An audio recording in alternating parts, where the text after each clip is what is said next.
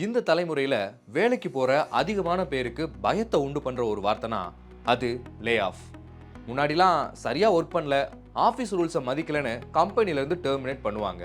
இல்ல லாஸ் அதிகமா ஆனா கம்பெனில இருந்து லே ஆஃப் பண்ணுவாங்க. இது எல்லாமே ஒரு ரேர் கேஸ் சினாரியோவா இருந்தது. ஆனா இப்போ கம்பெனியோட ப்ராஃபிட்டை அதிகமாக காட்டுறதுக்காகவும் ஜாபை ரீப்ளேஸ் பண்ற ஏஐ போல இருக்கிற டெக்னாலஜிஸ்னாலையும் கூட லே ஆஃப் பண்றாங்க. அதுவும் ஐடியில் சொல்லவே வேணாம், லே ஆஃப் நடந்துக்கிட்டு இருக்கு. ஸோ இந்த லே ஆஃப் எங்கெல்லாம் அதிகமாக நடக்குது அண்ட் அதுக்கான ரீசன்ஸ் என்ன, எந்த மாதிரியான ஒரு கம்பெனியை சூஸ் பண்ணுனா இந்த லே ஆஃப்ல இருந்து தப்பிக்கலான்னு ஒரு ஃபுல் கிளாரிட்டியை வளர்த்துக்கிட்டா கண்டிப்பாக இந்த லே ஆஃப்ல இருந்து நீங்கள் செக்யூர் ஆகலாம். ஃபர்ஸ்ட், ஐடி செக்டாரை பொறுத்தவரை 2 டைப்ஸ் ஆஃப் கம்பெனிஸ் இருக்கு. ஒன் ப்ராடக்ட் பேஸ்ட் கம்பெனி, தென் சர்வீஸ் பேஸ்ட் கம்பெனி. இந்த ப்ராடக்ட் பேஸ்ட் கம்பெனி எல்லாமே அவங்களுடைய ஓன் ப்ராடக்டை டெவலப் பண்ணி அதை சேல் பண்ணுவாங்க, இல்லை மக்கள் அதை யூஸ் பண்ணிட்டு இருப்பாங்க. ஆனால் இந்த சர்வீஸ் பேஸ்ட் கம்பெனி வேற ஒரு கம்பெனிக்கு ஒர்க் பண்ணி தந்துட்டு இருப்பாங்க. அதாவது அவங்க ப்ராஜெக்ட்ல பர்டிகுலர் மாடியூல் எடுத்து சால்வ் பண்ணி தர்றது, இல்லை மொத்தமாக ஒரு கிளையண்ட்டுக்கு தேவையான ப்ராடக்டை டிசைன் பண்ணி தர்றதுன்னு வேற ஒருத்தவங்க கொடுக்குற ஒர்க்கை இவங்க எடுத்து பண்ணிட்டு இருப்பாங்க. இந்த 2 கம்பெனிஸ்லையுமே லே ஆஃப் நடக்கும். ஆனால் ப்ராடக்ட் பேஸ்ட் கம்பெனியை விட சர்வீஸ் பேஸ்ட் கம்பெனியில் லே ஆஃப் அதிகமாகவே நடக்கும். ஏன்னு கேட்குறீங்களா? இப்போ ப்ராடக்ட் பேஸ்ட் கம்பெனியாக இருந்தால் அங்கே எம்ப்ளாயீஸ் தேவையான அளவு தான் இருப்பாங்க அண்ட் ப்ராடக்ட்டும் அவங்களுடைய ஓன் ப்ராடக்டாக இருக்கும். இப்போ ஒரு எம்ப்ளாயி ஒரு மாடியூலில் 3 இயர்ஸாக ஒர்க் பண்ணும்போது அவங்கள அங்கேருந்து ரீப்ளேஸ் பண்ண சேம் மாடியூலில் சேம் எக்ஸ்பீரியன்ஸ் இருக்கிற பர்சன்ஸ் தேவை. ஸோ அதனால அவங்கள லே ஆஃப் பண்ணுறது கஷ்டமான ஒரு விஷயமா இருக்கும். ஆனால் சர்வீஸ் பேஸ்ட் கம்பெனியில் ஒரு ப்ராஜெக்ட்லாம் இருக்காது, ஒரே ப்ராடக்ட்டும் இருக்காது. ஸோ அவங்களுடைய ப்ராஃபிட்டில் ஏதாச்சும் லாஸ் ஆச்சு அப்படின்னா உடனே தேவையில்லாத எம்ப்ளாயீஸை லே ஆஃப் பண்ணுவாங்க. இது மட்டும் இல்லாமல் சர்வீஸ் பேஸ்ட் கம்பெனிஸ் அவங்க கிளைண்ட் கிட்ட இருந்து ப்ராஜெக்ட் வாங்க அவங்களுடைய பழைய பெர்ஃபார்மன்ஸ் எல்லாம் ரெஃபரன்ஸாக காட்டுவாங்க. ஸோ இந்த மாதிரியான நேரங்களில் அவங்க லாஸ் இல்லாமல் கம்மியான எம்ப்ளாயீஸ் வச்சு நல்லா பெர்ஃபார்ம் பண்ணியிருந்தா அவங்களுக்கு ஈஸியாக ப்ராஜெக்ட் கிடைக்கும். ஸோ சில கம்பெனிஸில் இதுக்காக கூட லே ஆஃப் நடக்கும்.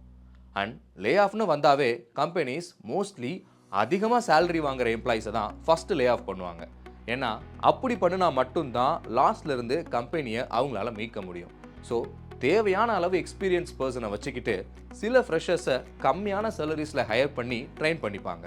தென் இன்னொரு இம்பார்ட்டன்ட் ரீசன் என்னென்னா, எல்லா கம்பெனிஸ்க்குமே இன்வெஸ்டர்ஸ் இருப்பாங்க. அந்த கம்பெனி நல்லா மூவ் ஆனால் மட்டும்தான் அவங்க அதில் இன்வெஸ்ட் பண்ணுவாங்க. இவங்க கிட்ட கம்பெனி நல்லா ப்ராஃபிட்டபுளாக போகுதுன்னு பெர்ஃபார்மன்ஸ் காட்டணும். ஸோ அதுக்காக கூட சில பேரை லே ஆஃப் பண்ணி அவங்க சேலரியை சேவ் பண்ணி கம்பெனியில் ப்ராஃபிட் அதிகமாக இருக்கிறது போல காட்டுவாங்க. சிங்கிள் லைனில் சொல்லணும்னா இந்த லே ஆஃப் முடிவுகள் எல்லாமே கம்பெனியோட சேஃபர் சைடுக்காக மட்டுமே எடுக்கப்படுற ஒரு விஷயமா இருக்கு. இந்த மாதிரியான லே ஆஃப்ல இருந்து உங்களை நீங்கள் காப்பாற்றிக்க நினச்சா நான் இப்போ சொல்ல போகிற இந்த விஷயங்களை ஃபாலோ பண்ணுங்க. First, learn demand skill. இப்போ ட்ரெண்டிங்கில் இருக்கிற டெக்னாலஜிஸை லேர்ன் பண்ணுங்க. என்விரான்மெண்ட் அப்கிரேட் ஆகும்போது நீங்களும் அப்கிரேட் ஆனாதான் உங்கள் ஜாபை செக்யூர் பண்ண முடியும். Second, join product based company.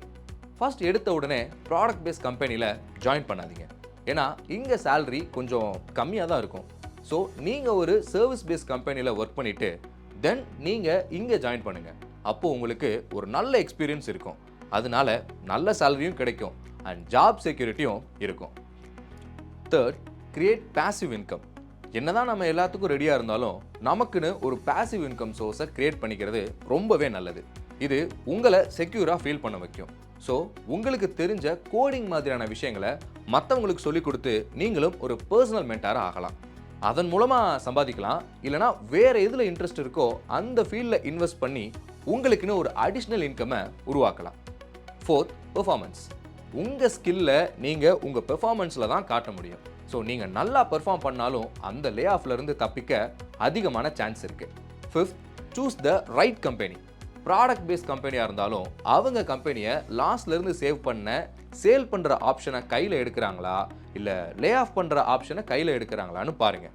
சேலில் கான்சன்ட்ரேட்டடாக இருக்கிற கம்பெனியில் ஜாயின் பண்ணுங்கள். இந்த மாதிரியான இடங்களில் உங்கள் ஜாப் இன்னும் செக்யூராக இருக்கும். ஸோ லே ஆஃப்லேருந்து சேவ் ஆக இந்த டிப்ஸ் எல்லாம் ஃபாலோ பண்ணுங்கள். இன்னும் உங்களுக்கு தெரிஞ்ச டிப்ஸ் எல்லாம் கமெண்ட் பாக்ஸில் கமெண்ட் பண்ணுங்கள்.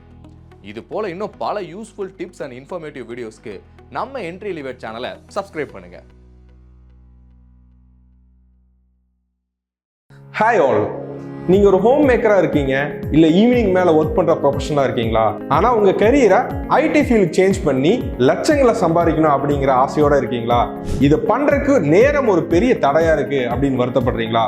கவலைப்படாதீங்க, உங்களுக்காக என்ட்ரியில் full stack web development course launch பண்ணியிருக்கோம். அதுவும் இப்போ மார்னிங் பேட்ச் ரன் ஆகிட்டு இருக்கு.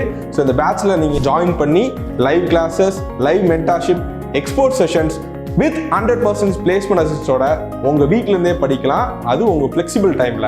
ஸோ இன்னும் வெயிட் பண்ணாமல் ஜாயின் என்ட்ரி ஆப் நவ்.